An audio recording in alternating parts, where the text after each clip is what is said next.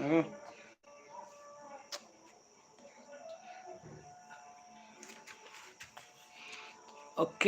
hi ma'am. Toro. Anya. Ma'am, tokpiro. Yan tapiro oh. Basta toro kan. Thengi. Ngasi athoba hijam jananeta irabot ka mari lenana. Aigi khwaidagi favorites person oiba khwaidagi kami paksigona lusing athoba singi manungda aina khwaidi pamjabasi hijam jananeta irabot amadi Pauna Brajabasi ani sina khwaidagi aigi nuksijaba amasung aina pamjaba oiba haitare aduna ngako kamela e kada Tombi Haibam, hello, okay, hello, Sonia Langum, Sonia, hello, okay, hello, everyone, welcome back to my channel. Okay, aduna nuksirabang sigi September ki tang kuntrana lakpa matam sida sigan mari lenana tongan mathabak thorom kya ama ina mamang da pangthokiba kya am lei haiba singdu nahung na yam naksing jaba tare mayam dogi wari ninga seina samla pakra sim jage.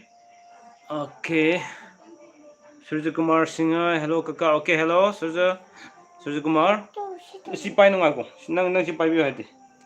Som tumiyo. Ako yon. Rupesh Rajkumar, welcome back to my channel. Ngasi di am ngana thengnare Rupesh Rajkumar. Tombi haibam kari gumba mata hangjage hangbiyo tombi. Duna mayam light khara nambiro light am to nambidre. Yingbiri mayam sina light khara nambiro ke diam nungai jagani. Seng na ikai dana hajar bane gisi. Okay, aduna tasengna harakanda aikogi iramdam kanglei paksi semakiba mari iramdam sigi damukta asengba mathongna leiba amasung rajniti wala dasu asengba rajniti wala ohiba praja mayam gidamta khanba adugumba rajniti wala amadi praja mayam ki mihut lona ikoi khwai khudimaki thamoi singna lusingbiba ama haiba targadi hijam jananata irabosi oigani amaramdana amok yeknabaga makut atik fazana lanthengna khibasing manungda hijam janata irabosam oiki loina na mapung oina british ki mayokta fazana lanthengna khibasing manungda thamoi sengna mamaleba ki ta habidi imaleba ki damukta thawai kathokhiba singi manungda Pauna Brajabasi su amani hijam janata irabot makoi myam si wari si pajaro re harkanda thamoi sengna igi nuksijeruba amadi athobu singi manungda khwaidagi aina nuksijaba amadi aina khwaidagi pamjaba hero of the Kangleipak haiba taragadi aigi oinadi Pauna Brajabasi amadi hijam jananeta irabot makoi ani sina oire habasi mai thamjage aduna mayamgi apambaso mayamgi sum phongdokpiro adu aigi oiba thamoigi jananeta irabot sin lakpa matamda aina pamjeruba ama oirabanina mamangda irabodi celebration ke mari denana toan ba aijo achobu thodang kyam lojarakiba wari kyam lei amadi mai pakhiba lambi kyam su leikre makhoi sing aduna matamdo sum hoji yam nahuna ningsing lakpa lambi yam lei bai tare aduna yam sumna mayamna thading ba hangpining ba sum hangbiro yai ngasigi kanodi sumna jana daira bot kamari denana sum aina title si somna thamjabui wane aduga mayam tana se kari tawsi ga ba kudimuk loina tawbu yani tawmina se hai mayam tawgo kana PK channel ka daw Papa PK channel and subscribe to you please. Surya Kumar Singh aina kamenda hangjabado okay ano hoi jat ki jaundice da paknabra haina ikai jare hangjabado hoi jat ki hoi jaundice da paknabra karamba haina ai question ji gyan dadre Surya Kumar mutanga hangbiro Amrjit Laisram hello bungo okay bungo hello bungo Amrjit hi dada ayo Hi dada ma'am saksanarabo Nam chắc chắn là vâng. Isu sare. Hãy ra ra. Duna Irabodi celebration yauna dabra hayo.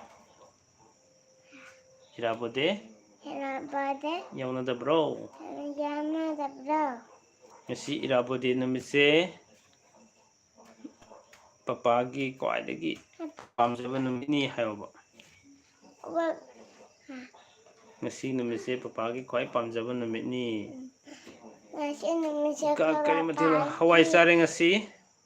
Sare bungogi ming kay koge. Ngasi numitse papagi numitni. Nuwaijaba. Nungajaba. Pamjaba. Pamjaba. Numitni. Numitni. Amarjit Lasram sare bungogi ming kay koge nang ming kay kogna Tinesan.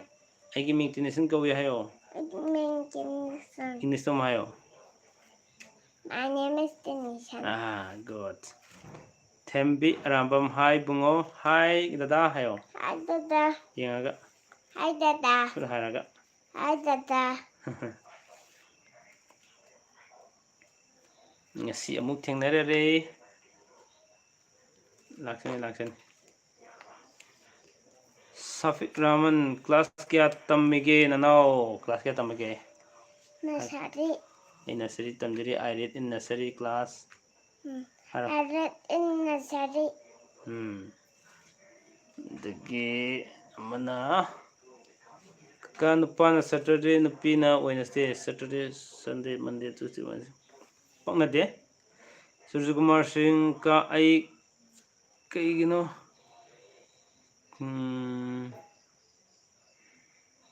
ai kaigino khangbi bro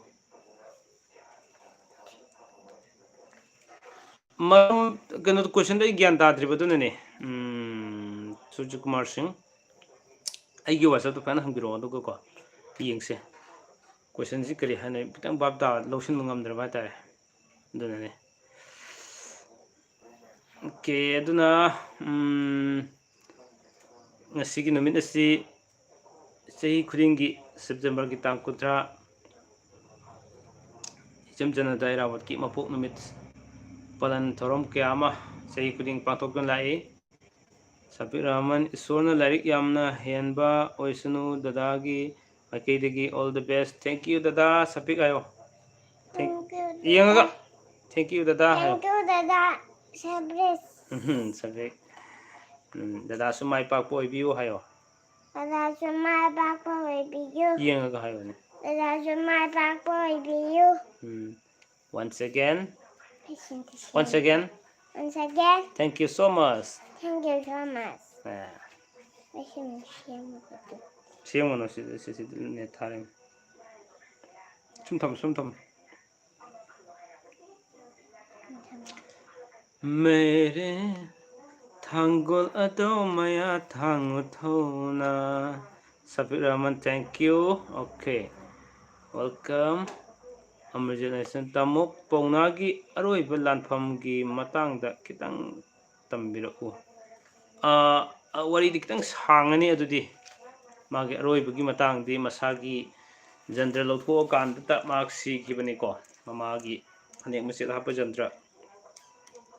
Madu yauri podi maksi deba bom su pan mangam deba atu kumaina yam matik mayai leiba amane madu jandra lotko kan masana तुम सिजबन है तारे को सोमदगी मतेंग पांग नबसु लेति मागी लानमी सिंगसु लोइना सिरखिबा अदुना इमुंग अमदा Saturday पोकपा मी अहम लेबसे करी अफबा फतबा नेबगे थोइना फतबा लेते फै को लोइना केम खनबिरनो दोगिदि Thangul ado maya thangu thona hello ba Thangul ado maya thangu thona hello ba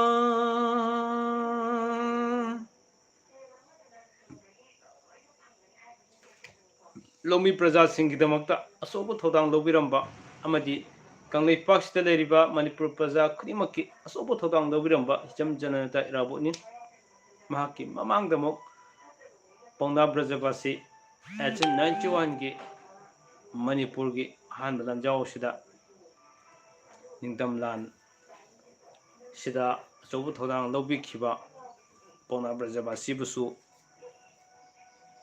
ꯅꯁꯨ ꯑꯩꯈꯣꯏꯅ ꯏꯀꯣꯛꯅꯣꯅ ꯈꯨꯔꯨꯝꯖꯔꯤ ꯑꯃꯗꯤ ꯇꯧꯕꯤꯃꯟ ꯈꯪꯕ ꯎꯠꯆꯔꯤ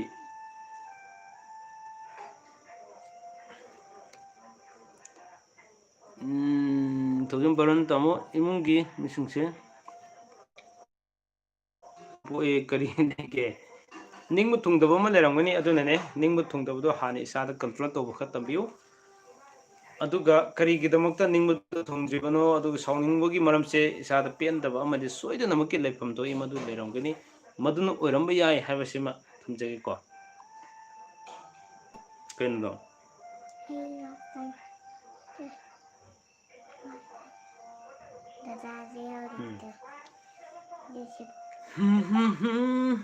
이제 무서워하잖아. 한번 해서.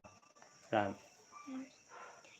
아, 잠깐만. Twinkle, twinkle, little star, how I wonder what you are. Up above the one so high, like a diamond in the sky. 되네.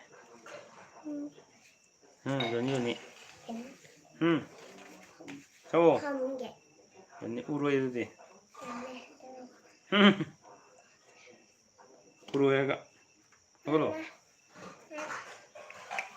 ngasi mi yam thokbirak dre khathiang budi khar thiang gi ko thaba inkhang khasum musim ya daba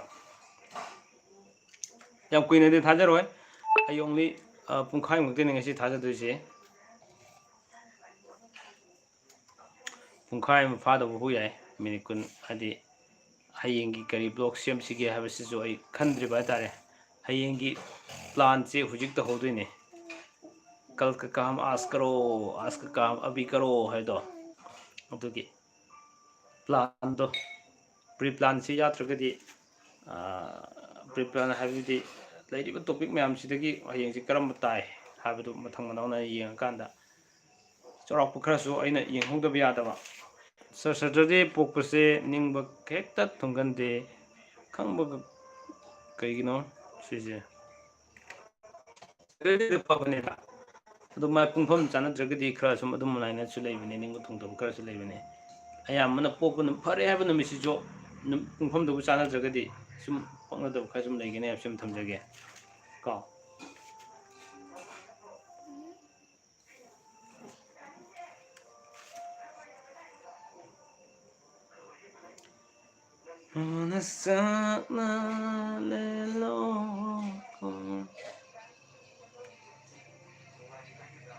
ꯃꯌꯥꯝꯒꯤ ꯋꯥꯍꯪ ꯅꯨꯡꯉꯥꯏꯖꯔꯤ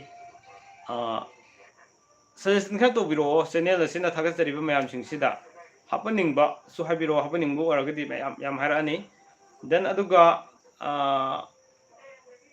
ꯁꯤꯝꯗꯣꯛ ꯁꯥꯗꯣꯛꯍꯟꯅꯤꯡꯕ ꯑꯩ ꯌꯥꯝ ꯇꯠꯇꯅꯗꯤ ꯍꯥꯏꯖꯕꯅꯦ ꯑꯩꯅ ꯉꯥꯡꯕꯗ ꯇꯥꯅꯤꯡꯗꯕ ꯑꯃꯗꯤ ꯁꯣꯏꯈꯤꯕ ꯀꯌꯥ ꯑꯃ ꯂꯩꯕꯤꯔꯝꯕ ꯌꯥꯏ ꯃꯌꯥꯝꯅ ꯍꯥꯏꯔꯤꯕꯁꯤꯡꯗꯣ ꯃꯌꯥꯝꯒꯤ ꯁꯖꯦꯁꯟꯗꯒꯤ ꯃꯌꯥꯝꯒꯤ ꯁꯦꯝꯗꯣꯛꯄꯤꯔꯛꯄ ꯃꯌꯥꯝꯗꯨꯅ ꯑꯩꯒꯤ ꯃꯤꯠ ꯃꯥꯏ ꯑꯣꯏꯖꯗꯣꯔꯤꯕꯅꯤ ꯁꯨꯔꯖꯤꯀꯨꯃꯥꯔ ꯁꯤꯡꯍ ꯀꯃꯦꯟ ꯄꯥꯕꯤꯔꯛꯇꯦ ꯂꯥꯛꯇꯕꯒꯤꯅꯤ ꯆꯤꯡꯂꯦꯝꯕ ꯊꯣꯏ 12:45 AM ꯗ ꯄꯣꯛꯄ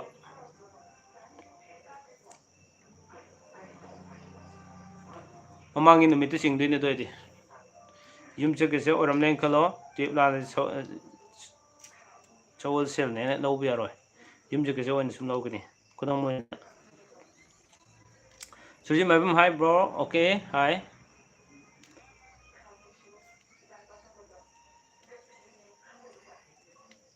कहीं होंगे ये तो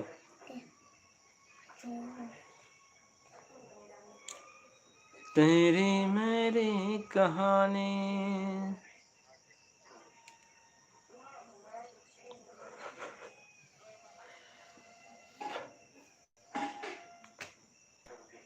कसारगिनी का सुजी कुमार कसारगिनी नाउ खंजे दो क्वेश्चन दो इन बाप ताजे दबाई तारे अदुनने अदुम कनोदा व्हाट्सएप तो जो और जो हंबिरो अदु सिदे जुम ज्ञान तादो वर्गना असम हंबिरो हाबिदी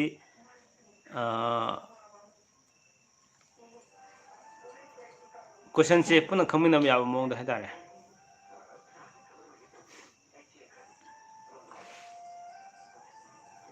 ꯑꯩꯒꯤ ꯂꯥꯏꯚ ꯑꯃꯗꯤ ꯑꯩꯒꯤ ꯕ꯭ꯂꯣꯛ ꯌꯥꯝ ꯇꯣꯏꯅ ꯌꯦꯡꯕꯤꯔꯤꯕ ꯏꯅꯥꯎ ꯁꯨꯔꯖꯀꯨꯃꯥꯔꯅꯤ ꯁꯨꯔꯖꯀꯨꯃꯥꯔꯒꯤ ꯀ꯭ꯋꯦꯁꯟꯁꯦ ꯍꯧꯖꯤꯛꯐꯥꯎꯗ ꯑꯩꯅ ꯂꯧꯁꯤꯟꯕ ꯉꯝꯗꯕ ꯑꯃ ꯌꯥꯎꯔꯤ ꯑꯗꯨꯅꯅꯦ ꯀꯣꯜꯗ ꯑꯣꯏꯔꯁꯨ ꯐꯖꯅ ꯁꯥꯟꯅꯔꯒ ꯇꯥꯟꯅꯕ ꯏꯆꯤꯟ ꯏꯅꯥꯎ ꯇꯥꯟꯅꯔ ꯂꯣꯏꯔꯦ ꯀꯔꯤ ꯋꯥꯗꯣꯏꯅꯣ ꯀꯔꯤꯝ ꯋꯥꯒꯅꯣ ꯅꯣꯏ ꯃꯌꯥꯝꯒꯤꯗꯃꯛꯇ ꯑꯩ ꯑꯉꯝꯕ ꯂꯦꯚꯦꯜꯗ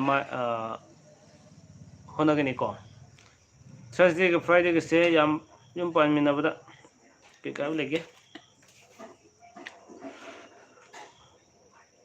ꯇ꯭ꯋꯤꯁꯗꯦꯒ Friday Tuesday Wednesday Thursday Friday ꯐꯩ ꯅꯨꯄꯥꯅ ꯇ꯭ꯋꯤꯁꯗꯦ ꯑꯣꯏꯔꯗꯤ ꯌꯥꯝ ꯄꯛꯅꯩꯀꯣ Satyajanthem sir, all videos are useful in the society. Thanks. Okay, thank you so much, Satyajanthem.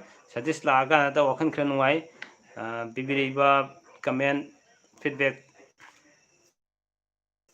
Raujai nuai ji.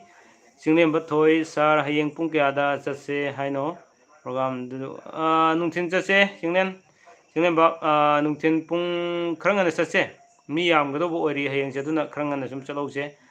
ꯑꯗꯨꯒ ꯕꯖꯥꯔ ꯃꯅꯨꯡꯗꯁꯨ ꯑꯩꯒꯤ ꯄꯣꯠ ꯆꯩ ꯈꯔ ꯂꯧꯒꯗꯕꯁꯨ ꯂꯩ ꯑꯗꯨꯁꯨ ꯃꯥꯡꯖꯧꯅꯅ ꯂꯧꯍꯧꯅꯕ ꯁꯨꯝ ꯄꯥꯎ ꯐꯥꯎꯅꯁꯦ ꯍꯌꯦꯡꯀꯣ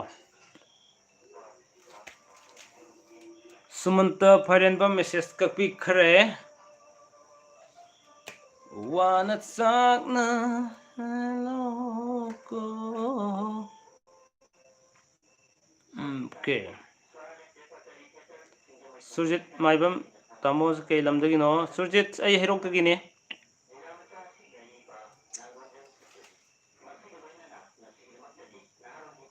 ꯍꯧꯒꯠꯂꯁꯦ ꯍꯧꯒꯠꯂꯣ ꯍꯧꯒꯠꯂꯣ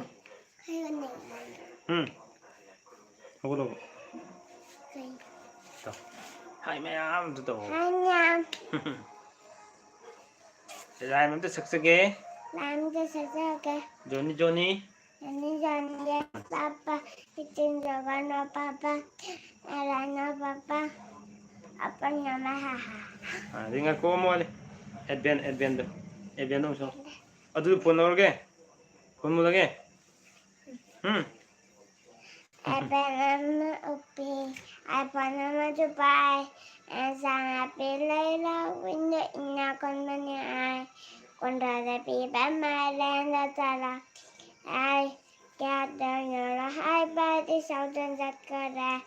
Kaya yang ada na, jadi imagine sang apini. Inna khunbai tha moise. Inna khunbai tha moise. Kamana butol, cara relationship. Mana bra, kari ke adu peri bar, rabat, nabu rabat thamara. Duraba.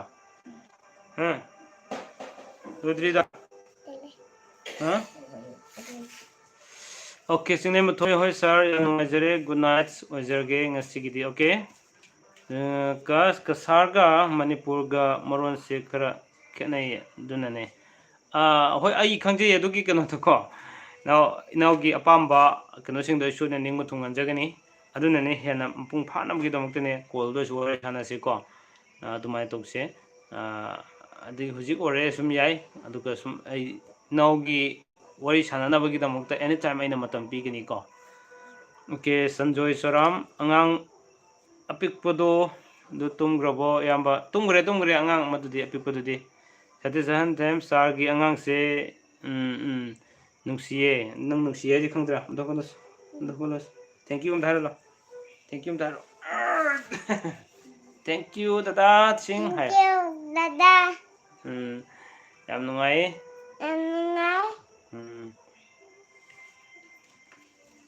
ma game kana sanari aduna angang se game de am ngaure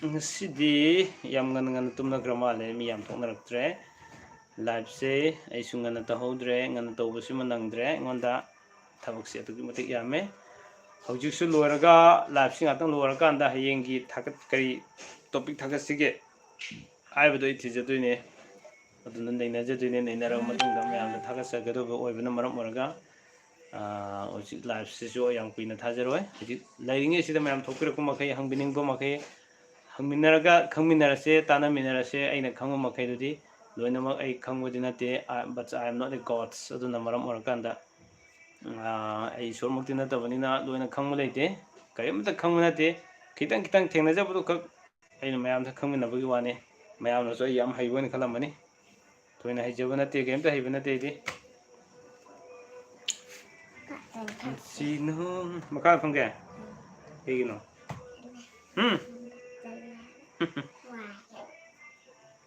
phong do na okay adunadi comment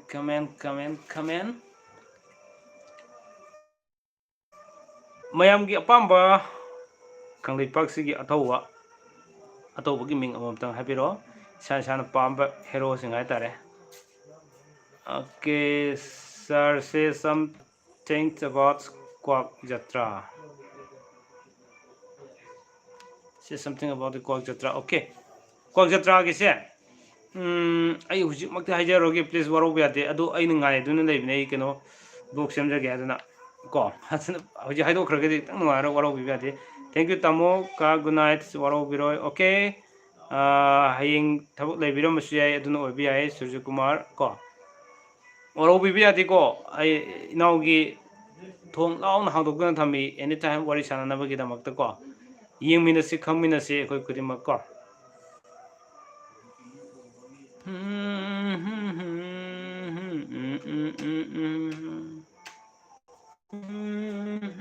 sing kitang takke kanglei paki oina Daku Ningthau pamjai Daku Ningthau di kana oigani haibada Daku di aduki matik marang kairam gani Daku gi Daku ngata ayam sai Manipur sidi duga afabadi tangmani fattabadi aduki matik yam leibani habisima thamjage engone horoga fattabasing di ko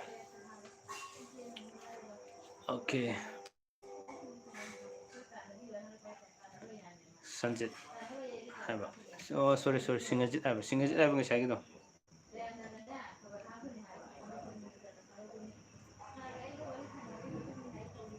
ho ho ho ho ho oh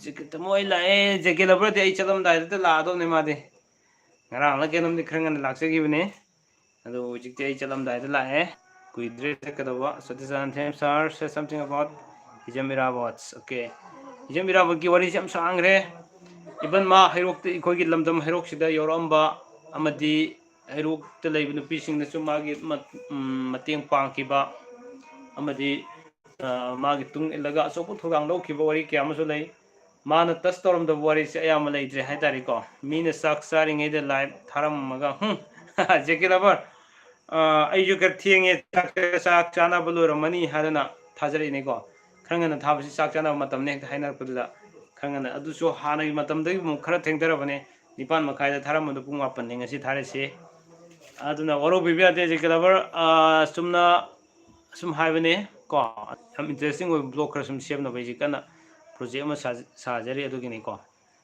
jekirabar mukka khre message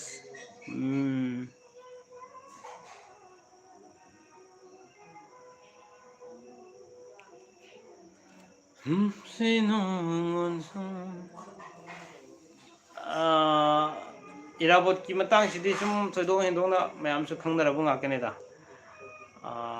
mana lorom mathodang che adum madik yamkhre ningthogi masana pi lawraso on pon ka si lawdaba mi mane maati ningthona unba singji lawdaba adum matik chawthok chaba yaba mathona leiba magum mi ne jigilaba tamu ke mithen charge ai ngaside hawai thong chajare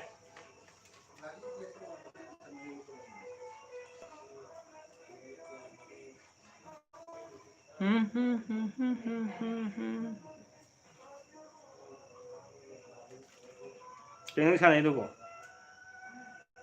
Game ni down tu penuh tu, dikai ada ni. Kayak gini apa?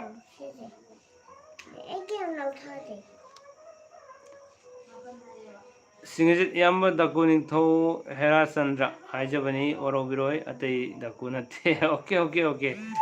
Atei dasu yam lei ko aduna ne ni sumai jabudi chume daku ningthau Hera Chandra so sum singtha ba yari ba mani oiri ko.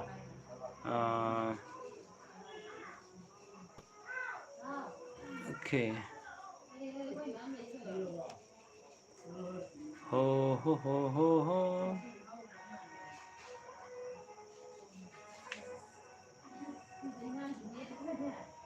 Kenang sanai du kenang ni. Game sanara no haidro ina na am download pang to rono ko. Edu enti le to jini na. Oh ho ho ho ho ho ho.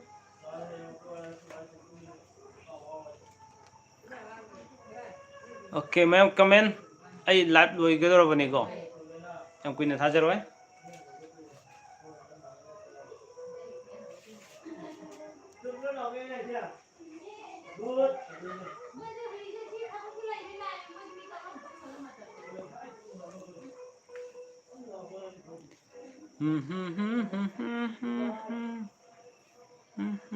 Ma'am live to biramo Singajit. Thank you so much. Singajit ai having amjaduna lay bani ko ma'am na. Singajit have simtang ai na tasing na hiding mani do hybrid is nuksibiba yam yaw yam wajay Singajit. Thank you so much. Nausa sing karimaten sabi ge yamba ai ngasi hawai jajare. Hawai koi gi hawai musuri do. Ing tapsabi.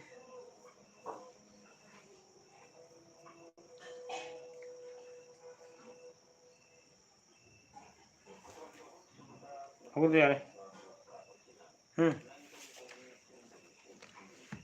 Tamo nungay na view Ramesh Mutum. Okay, okay, okay. Thank you. Thank you. Nungay na lady abonte. Low na wahik yum na corona mahik. I don't know really si.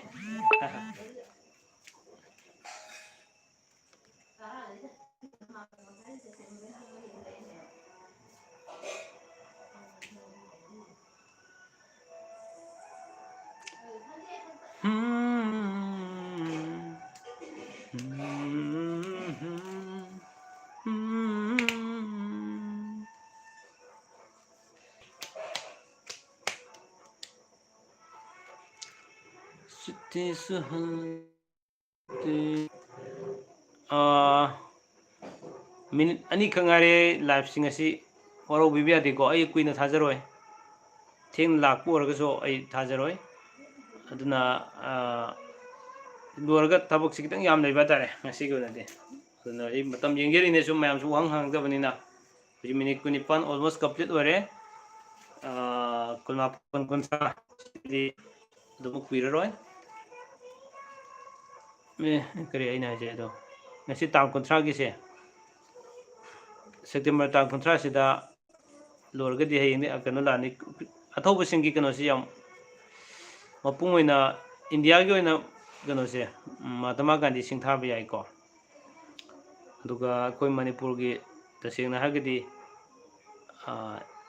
garigum Manipur ni kha ga tammi kana haradi sel da koi Manipur gi paisa sida kara gi photo yeng gi mayam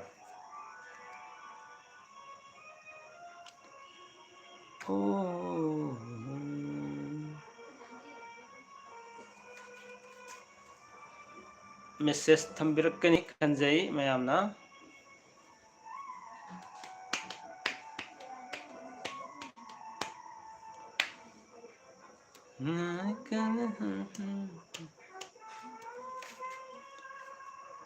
ngai tu ingdore da hogan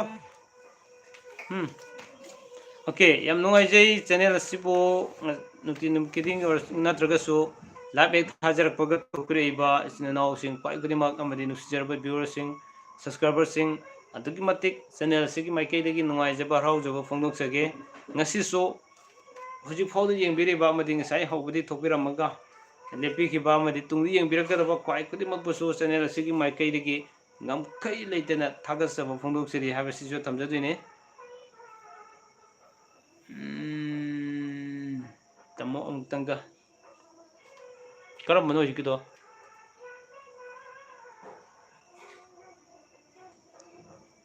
hingani karamna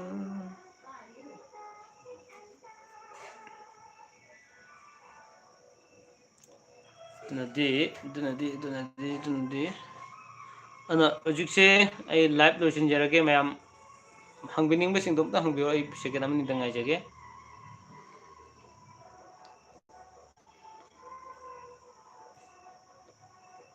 okay mayam ai kenam khanjaram mane waro bibya ding asigi live sidik tang mayam da ning ba thungbo watlagani fulfill oiraroi khanjai aduna maram orkanda matang sabada so hena mapung phawa live sim thajarake ngasigidi ai hayengi blog ki damak tang plan ha tawjero ki ge tari ko aduna kaina nabi atang ni jage ngasigi onadi mayam nasu comment pibiraktrabani waro bibi ate mayam ngasigidi ai kitang tenjagre mayam gi fulfill oiba mayam gi enjoy to minabasi kitang mapung phagre waro biroi aduna ngasigi onadi live si matang swai dai tension jenabagi danya do lawjage punamakpu kurumjari amadi thagasjari